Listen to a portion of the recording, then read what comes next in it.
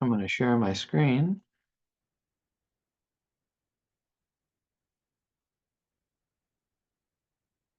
Okay.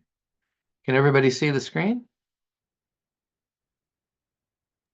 Yep, we can see it. Okay, wonderful. All right. Well, welcome to the class, Twin Cities First Time Homebuyer class. A little bit about myself. My name is John Mazzara. I'll be teaching tonight. I want to make sure that you get everything you came here for. Um, as we go through the class, again, if you have any questions, let me know. Uh, it's very oftentimes a first-time homebuyer doesn't know what to do, and you get the analysis paralysis. And I hope to help you overcome that tonight and give you lots of information so you're comfortable starting the process. It's easy to be concerned, stressed out, especially in the environment we're in today and with the higher interest rates. But rest assured, now might be one of the very best times to buy because there's less competition amongst buyers, and the interest rates more than likely over the next 24 months or sooner will come down. So you can always buy the home today, refinance it tomorrow. And that might be the thing to do. Also, this time of the year typically is a little bit slower, meaning the fall market / into the winter and over the holidays, people's minds are on other things other than housing many times. And so again, less competition. When there's more competition, there's more chance for multiple offers, and then you might get bid out. Okay, so who am I? My name is John Mazzara. I've been selling homes for 39 years. I can't even believe it. So I was 21 when I started selling homes right out of college. I've sold over 1,200 homes all across the Twin Cities. I work both sides of the river. I grew up in South St. Paul, moved to Eden Prairie, and now live in Edina.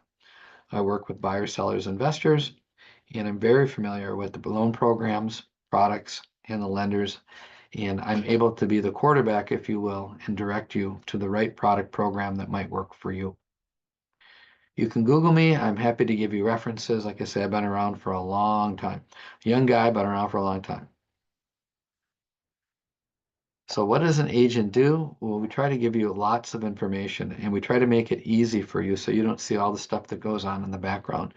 But this is all the stuff that goes on.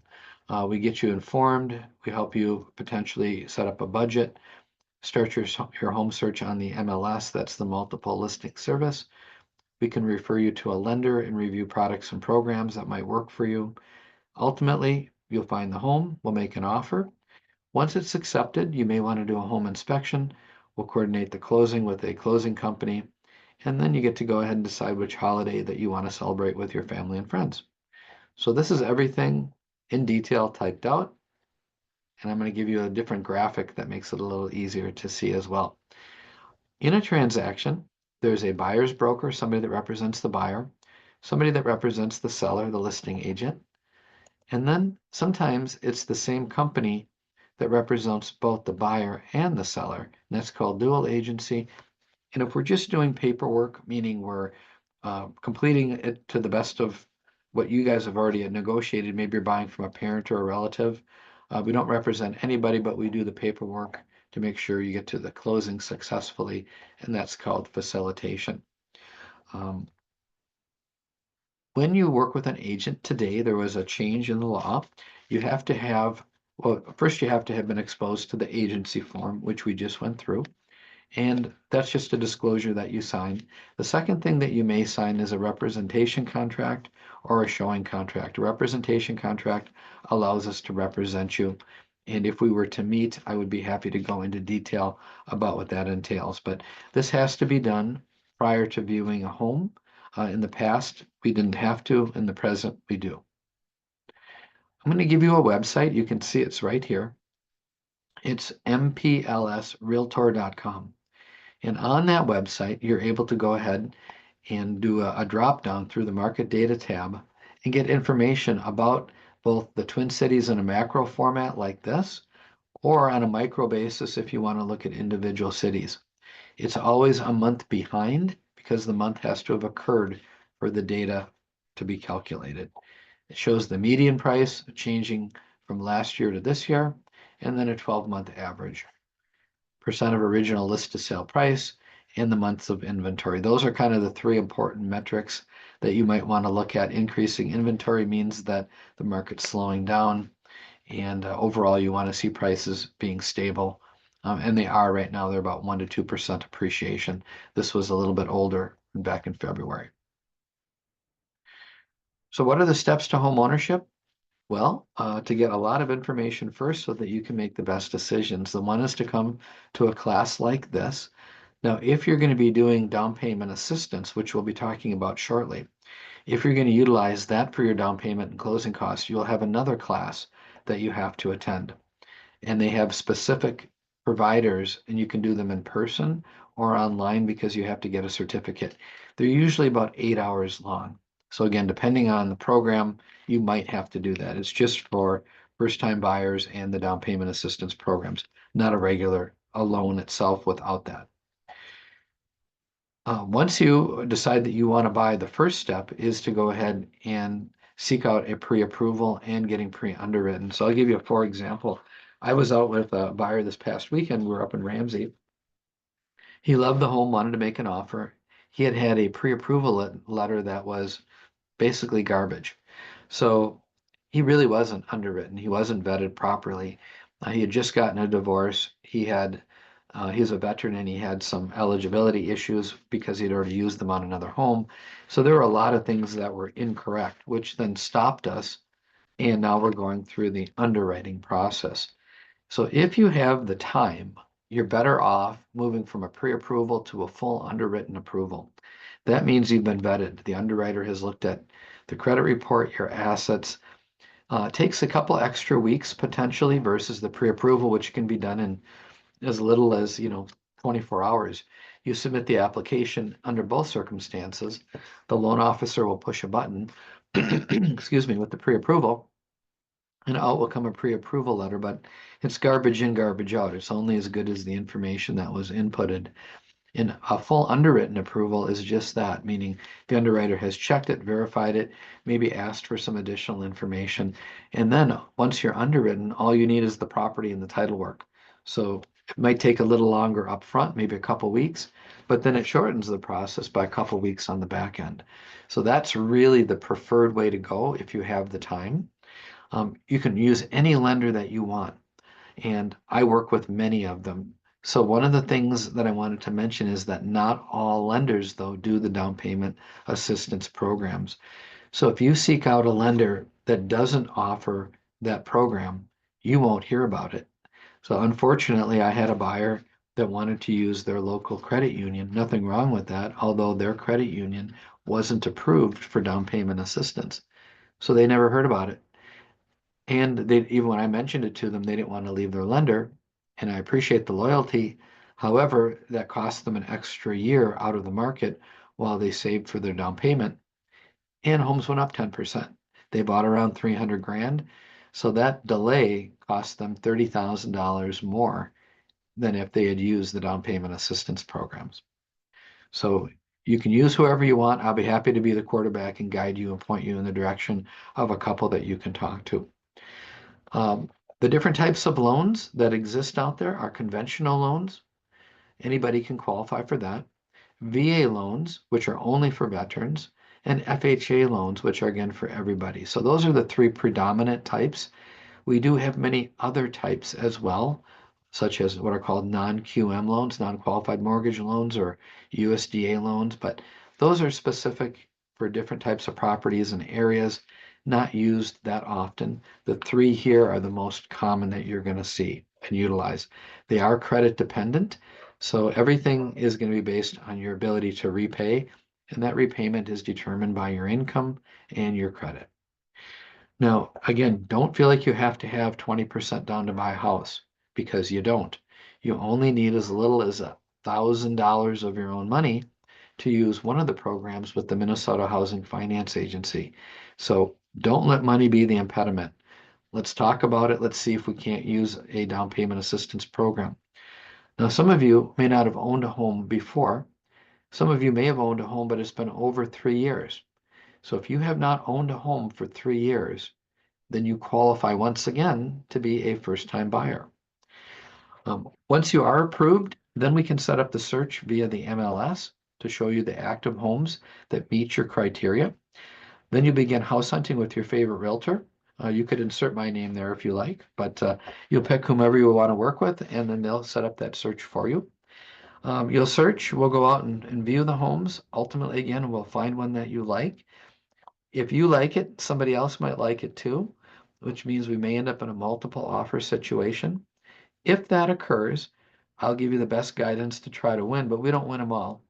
But ultimately, we will win a home. So don't be too disappointed if we lose out on a home or two along the way, because it just means that somebody else outbid you. Once we do get it under contract through our offer and negotiation, you'll probably call in a home inspector. Most homes today are sold subject to a home inspection, unless it's brand new construction.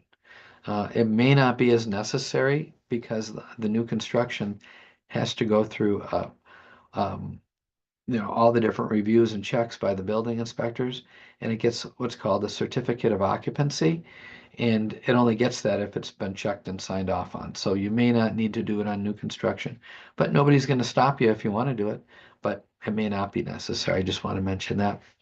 And then if you buy a condo or a townhouse, you get a condo review period.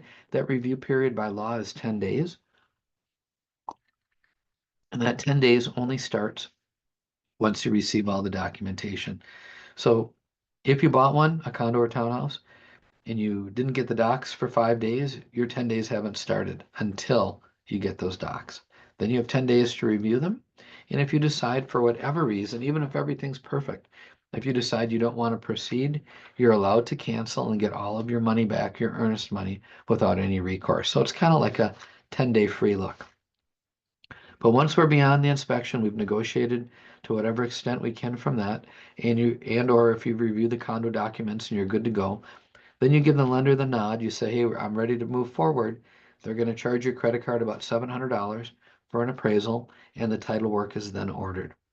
An appraiser is validating the home itself, that it serves as adequate collateral for you for that mortgage. The loan then is continually being underwritten. You're submitting pay stubs, bank statements as they come in, and the underwriter ultimately signs off on your loan. We go to closing. Closing takes about 45 minutes to an hour. You sign about 50 times, and then at the end, you get the keys, and it's your house. This is kind of what it looks like graphically with a picture. So we're on the top tonight, getting educated. You're figuring out what you can afford. You're going to get that pre-approval. We're going to go shopping based on that approval. We're going to write an offer ultimately. You're going to have a home inspection. You're going to get your loan fully approved, and then you sign and you have your party. That's kind of the process. This whole process can take as little as a couple weeks, or it can take as long as you need to take. I've got one client that's honestly been looking for probably 8 years. He just can't seem to pull the trigger on the right house. But it normally doesn't. It normally takes between, I'm going to say, 30 days and 120 days. But we're on your time frame. I'm in no hurry. When the right home happens, that's the right time. I liken buying a home to falling in love. You just know. And when that right home, sings to your soul, that's the right house. Home buyer checklist. So here's another thing that just kind of goes through what we just went through. You're going to determine what you can afford. You'll work with a lender under the various programs. You'll pick an agent. You'll sign a contract. You'll go out, shop for a home. We'll make an offer. You do submit earnest money. So when you do make an offer and when it's accepted, within a couple of days, we need to have submitted an earnest money check to them. Usually it's 1% of the amount. So if you're going to buy a $300,000 home, you would have earnest money of $3,000, and that's credited towards your purchase, but it's there as good faith money, if you will. Okay, so mistake number one would be ignoring the programs that are out there. As I mentioned earlier, this is my 39th year selling homes, and I have never seen more programs to encourage home ownership than I have today. So you are at the right place at the right time. There are plenty of programs that will give you either grants or loans or a combination thereof. And they're across the board, meaning it's not just Minneapolis or St. Paul. It's in majority of the suburbs.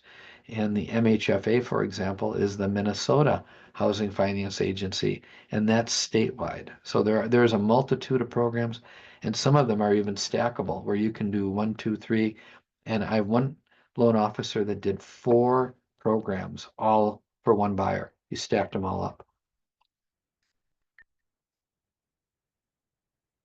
Okay, so this is what I was just referring to on the stacking.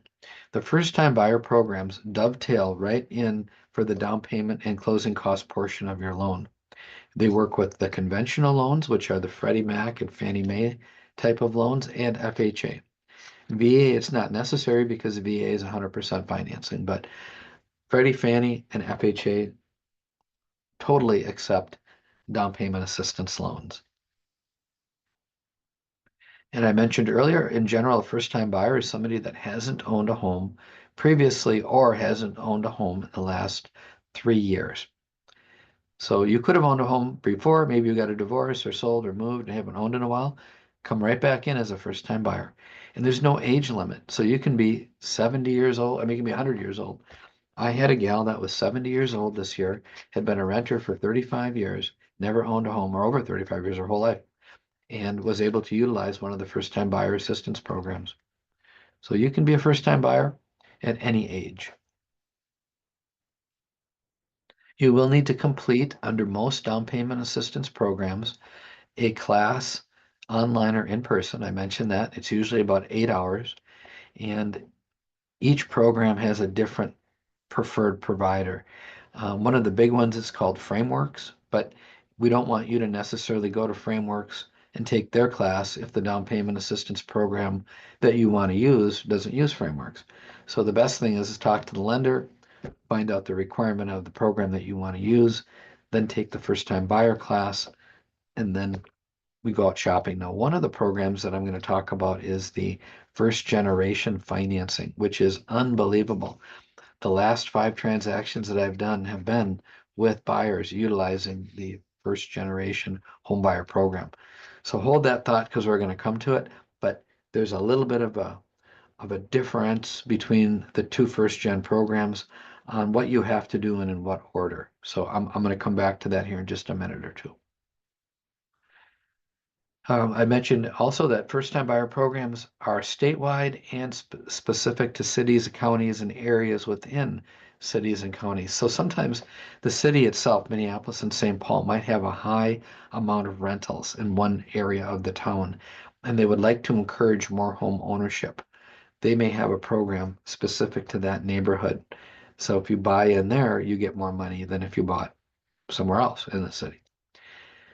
All loans are going to be dependent on your ability to repay them, which then means that they're all dependent on your ability to have a verifiable and steady income, and everything is dependent on your credit score. Most programs, if not all of them, have minimum credit scores. A very common range is 620 to 650. Again, depends on the program, but that's normally the range that you're going to find that most programs are in. Now, if you're not in that score range today, I can give you some ideas that might increase your credit score, as well as your loan officer has credit ideas and suggestions to get your score up and get you into homeownership. The nice thing about if you happen to have bad credit for the moment is that it's just for the moment, it's not permanent. So even if you had a bankruptcy, for example, 2 to 3 years later, you're eligible again for a mortgage if you have reestablished favorable credit. If you have no credit, you're going to want to start getting credit. And if you say, well, how am I going to get that? You apply for a secured credit card or a secured loan. You make the payments, which then establishes a payment history. So I would highly encourage you, if you're not currently utilizing credit, that you start to use it so that we can get a history on you. Some of the programs are forgivable over a period of years, like the first generation program. They forgive on one program 20% per year, so that after 5 years, it's all forgiven, and that's up to $32,000. They have another version, 35,000, that's half forgivable at 10 years, and the other half forgivable at the other 10, so at year 20. That's just an example of 2 of them that are out there. Some are just loans, meaning they're deferred, and so You don't pay it back until you sell the home. Some have an interest rate associated with it, some don't.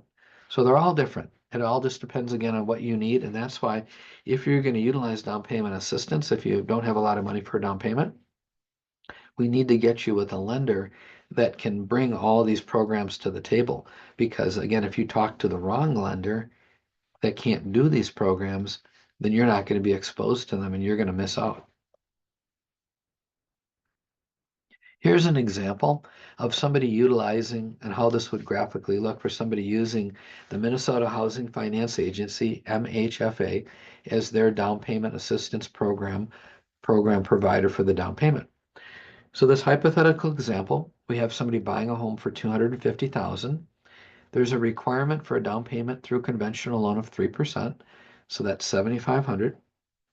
They would be financing the difference, $242,500. Closing costs of prepaid items are approximately 2.5%.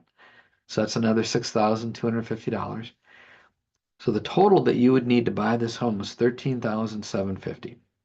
However, this gal, Anita, only needs to put $1,000 of her own money down, and she would borrow the difference, $12,750, from MHFA.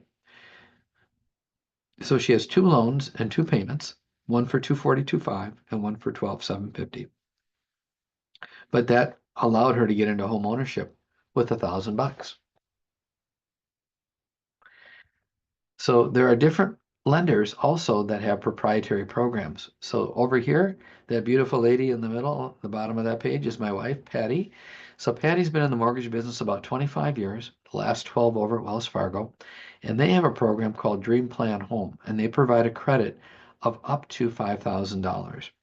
And they also have affinity programs. So they have a Union Plus program for people that are in certain unions, as well as affinity programs for different employers. Large employers typically will have an arrangement with Wells. So you might get something like that from a lender program at a large lender. Other cities, for example, have down payment assistance programs, and here's one from Edina. A lot of people think Edina, for example, is too expensive. Well, Edina doesn't want to be thought of as being too expensive. They want you to think of it as a possible option. So they'll give you, well, loan you up to 25% of the purchase price, not to exceed 90,000, and their income limit is $150,000. So as long as you don't make over $150,000, you can qualify for this program. And if you're a first generation home buyer, you see in the bottom an additional $20,000 forgivable loan is available to first time buyers. So Edina wants you to come to Edina. That's why the name is Come Home to Edina for this program. Great product. I helped the buyer use this in conjunction with another down payment assistance program. We bought a condo at Edinburgh, and he bought it for about 210, 220. I can't remember exactly, but we got $75,000 from the combined programs. And so he only had to, make a payment on the difference, about $150,000 loan. And it was a two bedroom with two parking stalls, and he was going to get a roommate. So he was going to live for a few $100.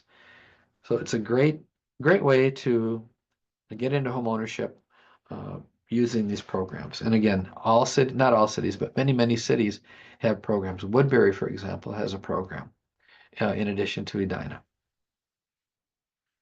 The state program, this is the Minnesota Housing Finance Agency program, available to all first-time buyers, subject to income, all throughout the state of Minnesota. You can borrow up to $18,000 from the state. So if you find that you want to move to a community where there isn't any down payment assistance, or you make too much money for the city program or the county program, you always have the MHFA, which has pretty high income limits, and you can utilize their financing. And here's what it is. Here's it goes over it again. So you can have an income of up to $185,000 and get this loan. So it's a great deal. Here's the first generation homebuyer program. It's no longer coming, it's here. And like I said, I've had like 5 transactions utilizing the 2 versions of this program. And here are the 2 versions. So the state of Minnesota, $100 million version you can get up to 10% of the purchase price, up to $32,000. There's no interest, no payment, and it's forgivable at 20% per year. So if after 5 years the home doesn't appreciate a penny, you have that amount that was given to you as equity. The other program is 50 million, and that again is 35,000, half forgivable at the 10th year and the other half at the 20th year. They do have income limits of $124,000. So if you make more than that, then you don't qualify. Now, the other thing about the first generation, what that means is that your parents did not own a home, or if they did own a home, they got foreclosed out of it. So if your parents haven't owned a home, then you qualify as a first-time home buyer if you haven't owned them before either. But if they did, then this program won't work for you. Now I have an individual, and what we did is we had the son buy first so that he could take advantage of it because his parents didn't own a home. And now his parents are in a contract to buy a home, and they're using the same program because their parents didn't own a home. So if you're going to work with a family and there are multiple members in the family, let's say parents and kids, maybe have the kids buy first and then the parents so that they both can take advantage of this program. One of the things I don't have up here, but I'm going to mention is the halal type of loan programs. There's Sharia compliant loans that are existent as well. I don't know if anybody needs or wants that type of loan, but that exists, and I can hook you up with a Sharia lender, a compliant lender in their program, and we can go and buy a home under that. And they also work with some of this down payment assistance. So you can use that in conjunction with this, if that is something that is appealing to somebody that's listening to this program. Okay, I work with a number of lenders that do this program. My wife does not, but Pete, for example, does. Pete is a down payment guru. So Pete does a lot of the down payment assistance. He loves it. He's the guy that stacked 4 loans on top of each other for a buyer in Minneapolis. She bought north, and there happened to be 4 different things he could pull from, and he put it together for her. And another guy I work with on this program, his name is Preston.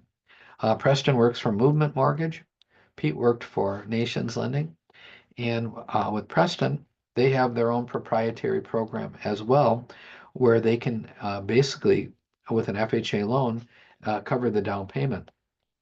So they have a special program that's their program, and they're a broker as well. So I have a couple of outlets for you beyond Wells Fargo that might be able to help you, as well as I work with a gentleman over at US Bank, and they have some proprietary programs. So I have access to whatever you need if you want to buy a house. This just goes over the first generation program again.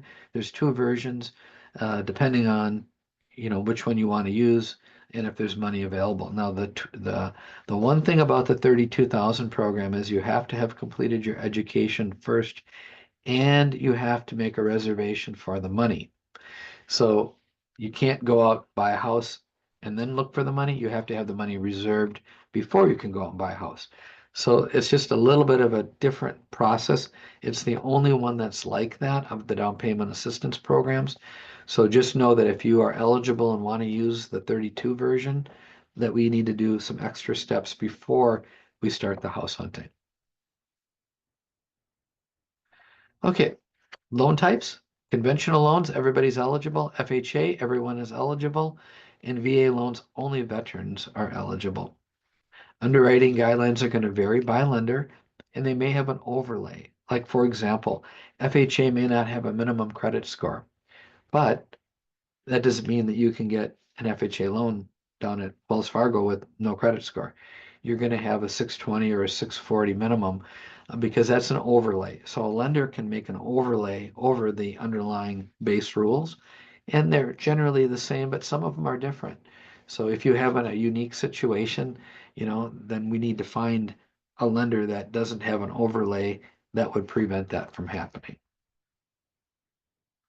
Conventional loan, they can be insured or uninsured. It's not insured though by the government. It's insured what's called through private mortgage insurance. So if you don't put 20% or more down, besides making your principal and interest and taxes and insurance payment, you'll also be making a private insurance payment.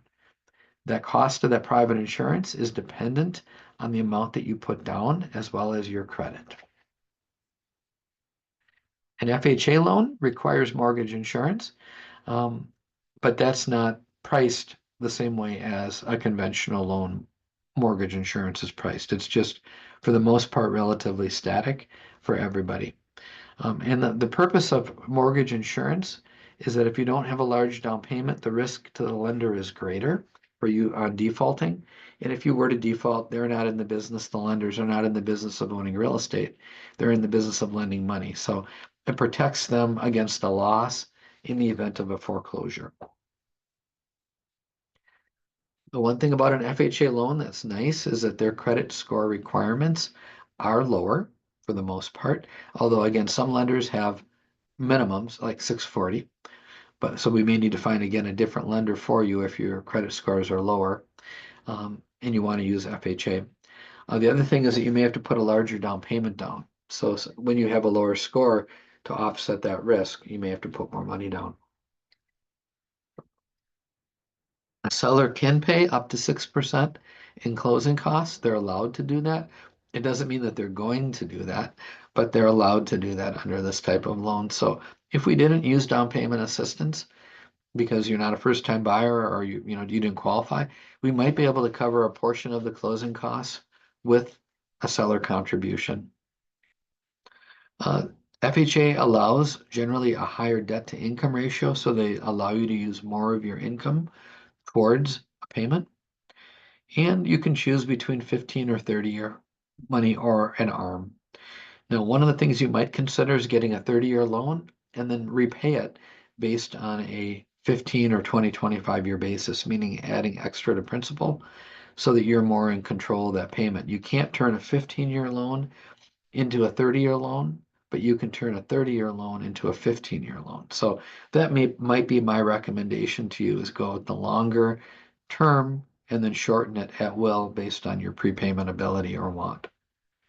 Down payment assistance programs and grants work perfectly with all types of loans that are conventional and FHA. This is another grid just showing a little bit of a comparison. What you're going to see here is that with good credit, you can have a little lesser down payment with a conventional loan. You are going to have a higher credit score for a conventional loan. The debt ratio is a little lower with a conventional, a little higher with FHA. And then the loan size is bigger with conventional and smaller with FHA. Both of them are going to allow you to work with down payment assistance programs. So again, don't let money be what's holding you back. Maybe it's something else, but don't let money be the issue. We can figure that out either through the down payment assistance programs. You might be able to get a gift from a parent or a relative. You're allowed to take a loan from your 401k for a down payment and closing costs. You can take the lesser of 50% or $50,000, your choice. And if you have an IRA, you can take a distribution of up to $10,000. You will have to claim it as income, but you won't pay the 10% penalty if you're under 59 and a half. And depending on how we structure your transaction, the seller may pay your closing costs. It could look something like this. Let's say you're buying a home for 100,000. You could say to the seller, well, I'll give you 104, and then I want you to pay 4,000 of my closing costs. So that would be one way to do it. Or if they're asking, let's say again 100, you could just say, I want you to pay 4,000 of my closing costs, which would net them 4,000 less. They may or may not be agreeable to that. But we'll talk about that as we actually make an offer, what might work best for you. Oh, what you can't use for a down payment is borrowed money. So borrowed money is taboo. You can't cash advance your credit card. You can't get a loan from anybody other than a lender or a down payment assistance provider. And you can't have mattress cash. So you can't walk in with a briefcase and say, here's my money. If you have mattress cash, because maybe you work in a service industry or an industry where you're paid in cash, I'm going to tell you to put it into the banking system at least 60 days prior to beginning the process, because the lenders are going to want your previous 2 months of bank statements. And if they see large influxes of capital being deposited, they're going to want a letter of explanation.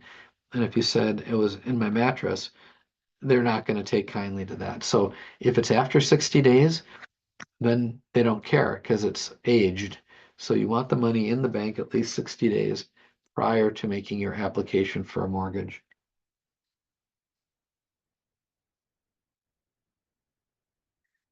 The underwriter is trying to determine if you're going to repay the loan because again, they don't want to foreclose. So that's why they look at your income. You want to make sure that you have a job and can pay. And your willingness is determined by your credit history. If you're paying everybody else, you're probably going to pay the mortgage. And then they have to evaluate the home. Is the home in good enough condition that if I had to foreclose, that I could sell the home readily again? Is it a good enough property? And I mean good enough, meaning good enough condition. Okay, I'll open it up to questions. If anybody has any questions, feel free to unmute yourself and or type me a question in the chat.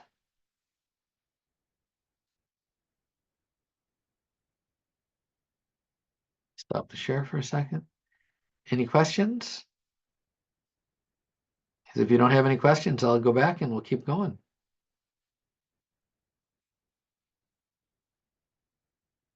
Okay, I don't see any questions. So let's go back. Okay, welcome back to my shared screen. Okay, mistake number 2, not getting a pre-approval before you view homes. We always want to know that you can do it before we waste your time, my time, and the seller's time. So there's no sense in looking at homes until we know that we can complete a purchase should you decide to. So the first step in your home buying process is picking a lender, making an application for a mortgage. You'll be underwritten based on the 3 pillars of credit, or the credit portion, the income, and the down payment. In your loan pre-qualification, they're going to evaluate whether or not they think you can pay, and if they do, they're going to issue you a pre-approval letter. Ideally, we want it to be pre-underwritten because again, then everything has been fully vetted. If you want to make your loan process easy, do everything on the left. If you want to make it difficult or where it fails, do things on the right. So what we want you to do is to live at your current residence. We want stability.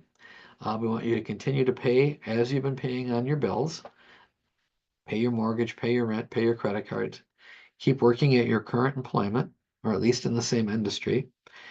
Keep everything pretty much the same. Now, after closing, feel free to mix it up. You can do whatever you want because you're evaluated at the day of closing as a snapshot in time. What happens post-closing is up to you. You don't want to make a lot of purchases that are financed because that will affect your debt ratio. You don't want to change bank accounts or make large cash deposits or transfer balances. And you don't want to make other loans because again, that will fall into your debt ratio. You don't want to co-sign for somebody else either. And of course, you don't want to max out your credit cards or run them right up because if you do, that'll be showing that you've utilized too much of your credit, and that affects your utilization ratio affects your credit score. So do everything to the left, nothing to the right. Okay, pre-approvals, they might be automated, which are only as good as the data that was inputted. And but that gives the lender an idea if you're going to be able to get the loan. If it's just a straight up pre-qual versus a fully underwritten approval. If you're W-2'd, for example, and you've worked at the same job for a couple of years and everything is pretty darn steady, a fully underwritten approval may not be as important, meaning we could go with the pre-qualification. But if you've got a file that has lots of moving parts, like you just got out of school, or you're paid part commission and part salary, you got a divorce, you took some time off to take care of a family member, or you had a child, or whatever. If there's gaps in employment, if there's changing employers, those are all things we want to get fully vetted in advance and then go out house hunting. The underwritten guaranteed pre-approval gives you peace of mind because you know that if you like something that you can buy it. It makes me feel better because I can't write an offer until I know that I can represent that you have the ability to get it done. And it saves all of us time because we've eliminated a lot of the bumps in the road up front. So we streamlined the process. We're not worried about whether or not you're going to get approved. You already are approved. We just need to find the house. Okay, mistake number 3 is using the wrong lender. Using the wrong lender can be expensive. Remember I told you the story earlier about the borrower that didn't want to use the right lender. He wanted to use their credit union that didn't have the down payment assistance programs. That cost them $30,000 minimum by not buying when they could have. Smaller banks, nothing against them, um, but they have limited loan products because they're acting many times as a broker, or sometimes they have some things that are proprietary where they hold them in-house. But just in general, they don't have access to as many programs. That being said, they've got some great programs that are in-house programs too. So it really depends on the lender, um, how big, how small. Typically, the smaller they are, the less options they can bring to the table. And effectively, they're acting as a broker. But if you were to go out to, let's say, the Minnesota Housing Finance Agency, and you wanted to find a lender on their site, you could do that and see if the bank that you're thinking of using is approved because they have a list of lenders right on that site. But that would just be for the MHFA. All the other programs that I mentioned, they they don't necessarily have that repository of information. But the two guys that I mentioned, they do most, if not all, of the down payment assistance programs, or they can get access to them if they don't have them today. So it's all about finding the right balancing act, the right putting all the pieces together. And that's where whoever you pick, whether it's me as your agent or somebody else, make sure that the person has enough experience to give you the best guidance. You're going to buy maybe 3 to 5 homes in your lifetime, and you only know what you know. I've been around for 39 years. I've had a couple of belt transactions under my belt, over 1,200. I can give you the proper guidance. And that's what you want is you want somebody that's been around long enough to give you that guidance. Now, they don't have to be around 39 years because you won't find too many people that have been doing it for that long, but they should at least have been around for a few, and they should have a decent amount of transactions under their belt so they can give you the proper guidance. What we don't want is the blind leading the blind. We want you to get the right guidance so that you can have the best experience. And it doesn't cost any more to go with one versus the other.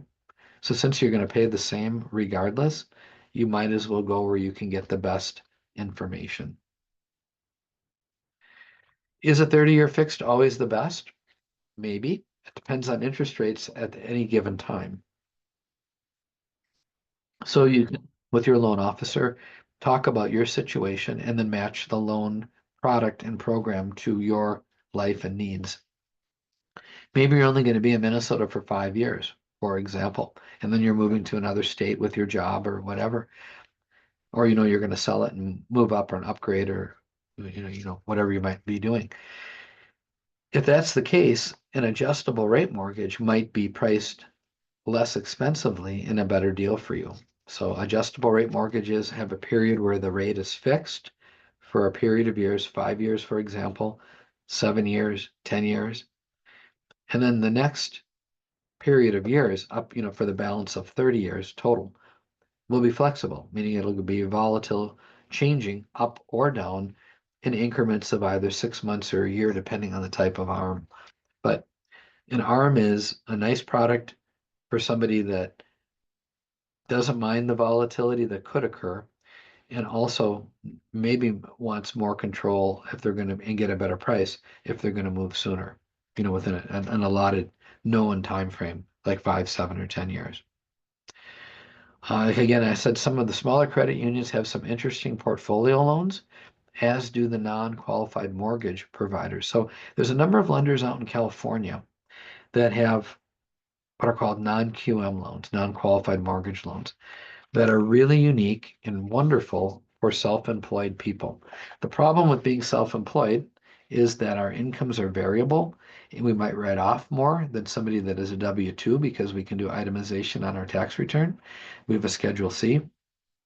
And some of those things don't fit the square peg in the square hole of a traditional W-2 loan like a Fannie Freddie loan. So if you are self-employed, don't let that again be the impediment. It may require a larger down payment, and you might not be able to use down payment assistance with those programs, but I have access and have very successfully used those. So non-QM for self-employed people or investors is a great thing. What we want you to do when you pick your loan officer, just like picking your realtor, is picking somebody that's knowledgeable so that they can be a counselor. I'm trying to counsel you when I buy a house. I take you out, I show you everything, talk about the house. I want you to make the best decision for you and your family. The loan officer should be the same way. What we don't want is what I refer to as rate quoting monkeys. What's the rate? What's the rate? What's the rate? And the rate isn't as important as what's the overall package, and are you getting the counseling and the advice and the explanation regarding the loan that you need?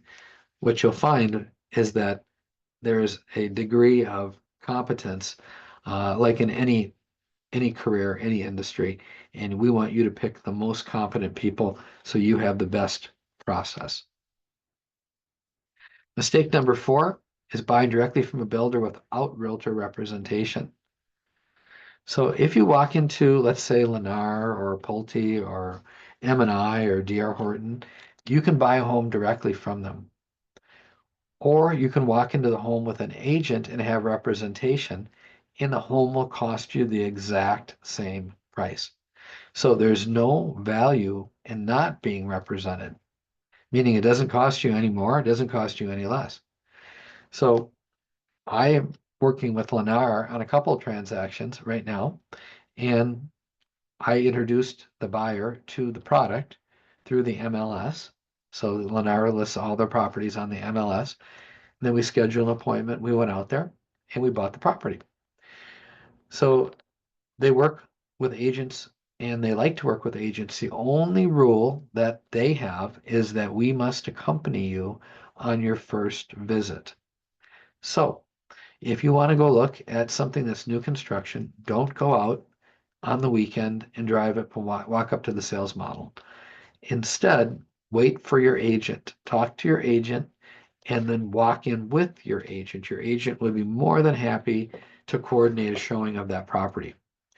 And then they can do a comparison for you between, let's say, builders and or the different floor plans, and offer other value add ideas such as upgrades that you might want to consider and how that's reflected and accepted in the marketplace. So since it's not going to cost you anymore, I don't know why you wouldn't want to have an agent working with you. So if you do want to have an agent on new construction, just let us walk you into the home first. Okay. Some of the builders, especially today, are offering incentives, and they may be in the form of price reductions on their inventory homes, or it could be lower interest rates if you use their mortgage company. Some of them work with down payment assistance, some of them don't. So it depends on the builder and where they're getting their money if they have access to down payment assistance. It doesn't mean that you can't buy a home from them using down payment assistance, but it means you'll be using one of the lenders that I may have spoken about earlier. You're going to use a different lender to provide that mortgage. You can't use the builders if they don't provide the program, but you can buy their house.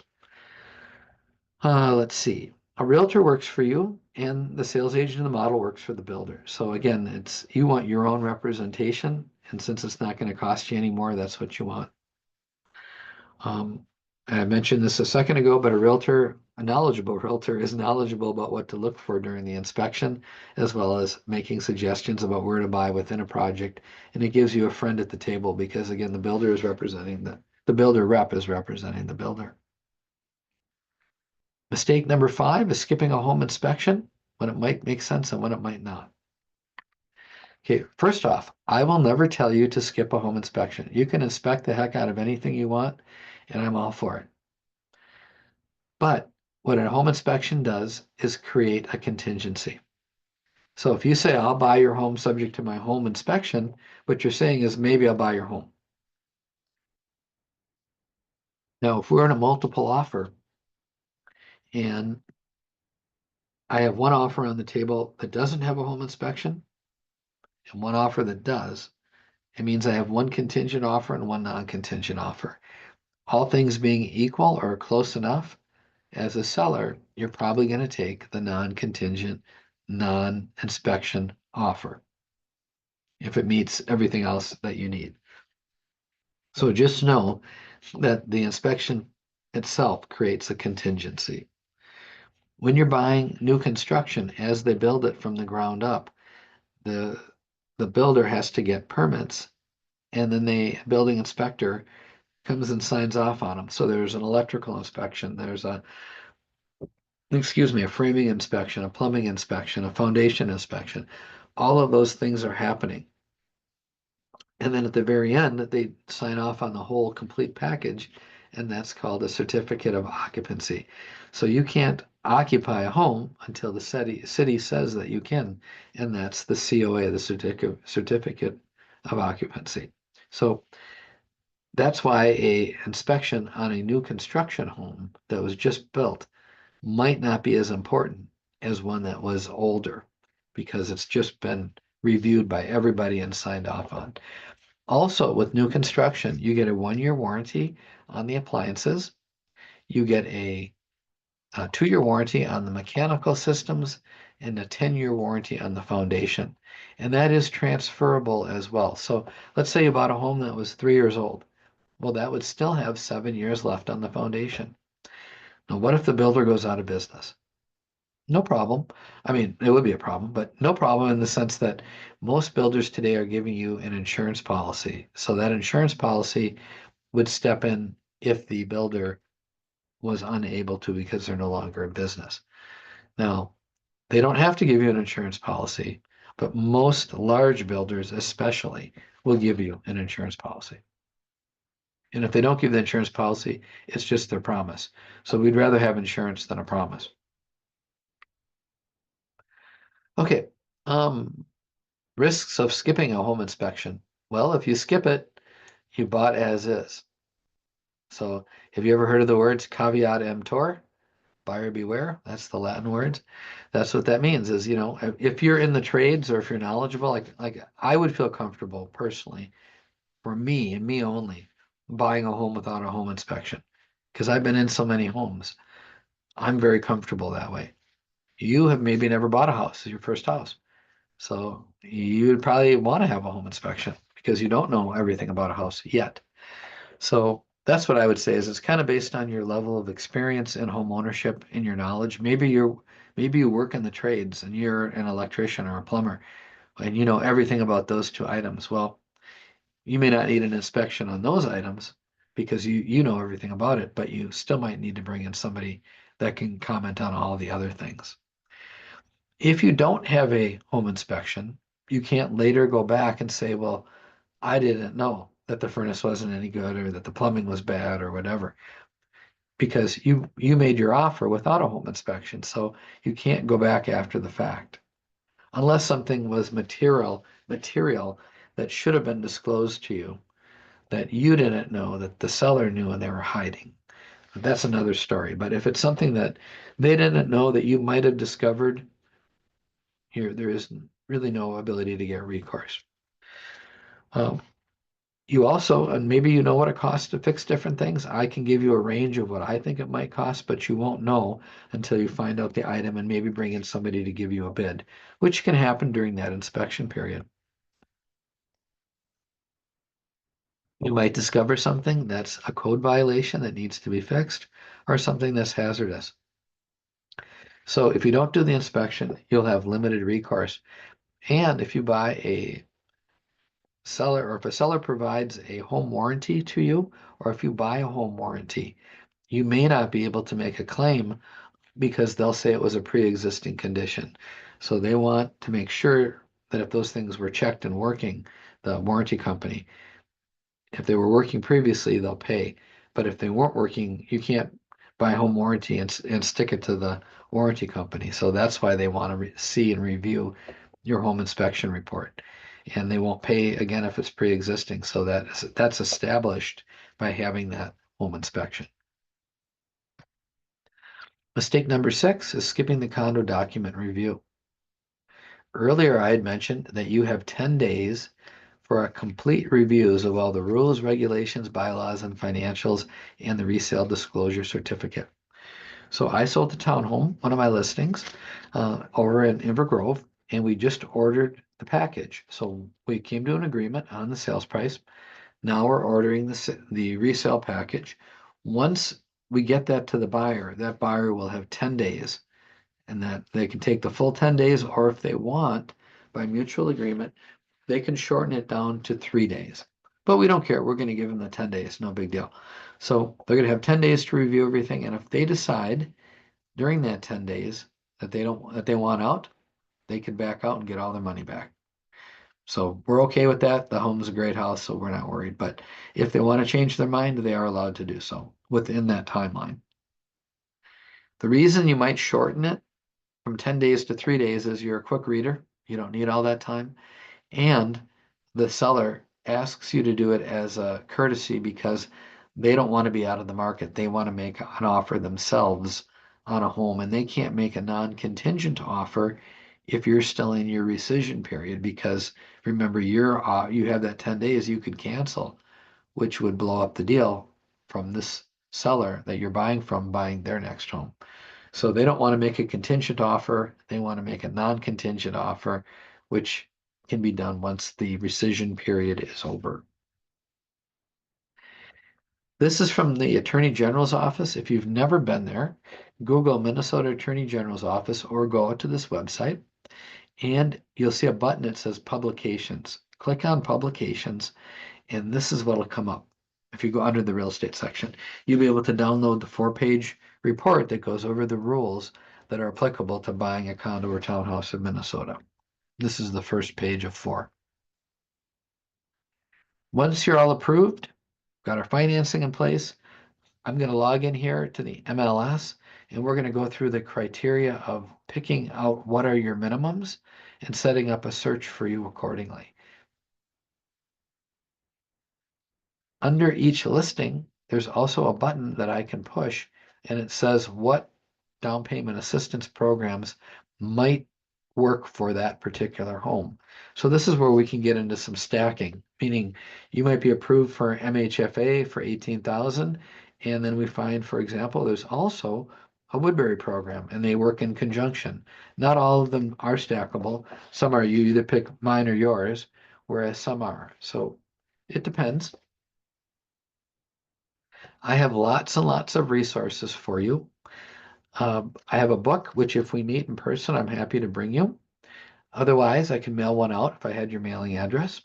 And if you like to read things as a flip book online, I have a link right here where you can go register and then view it as a flip book.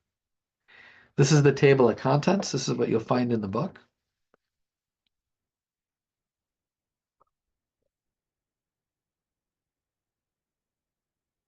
And I have another PDF.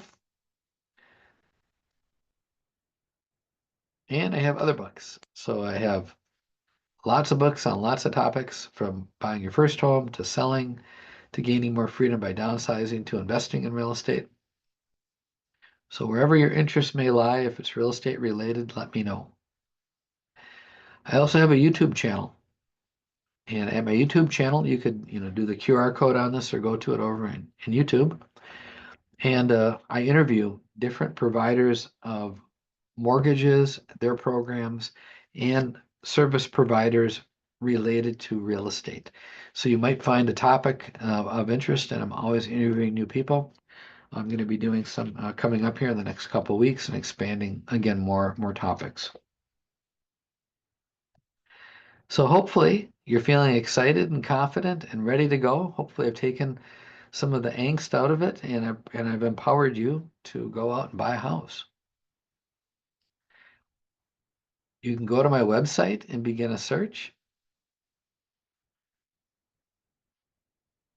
And you can book an appointment with me through Calendly at my booking site. So you're welcome to call me, email me, go to my bookings site at Calendly, pick a time that I would confirm. But if you pick a time, I'm going to call you up and confirm that yes, that does indeed work. But you'll have access to my calendar to go ahead and set that up. It looks something like this when you go to Calendly. We have a chat question just came in. Oh, it said thank you. You're welcome, Wasim. And if you like to travel, I have a travel certificate for you. Um, you would need to go to this, answer 7 questions. There is a cost associated with the certificate to activate it, but the certificate itself is complimentary. So if you wanted to get, let's say, go to Las Vegas on the cheap for like 99 to 150 bucks, go ahead and fill out this, take a screenshot of that, answer the questions, and I'll send one out to you. And then you can read about the terms and conditions before you activate it. We had a question come in. If you get pre-approved for underwriting, does your pre-approval expire? That's a great question. The answer is yes. It's usually good for 90 to 120 days.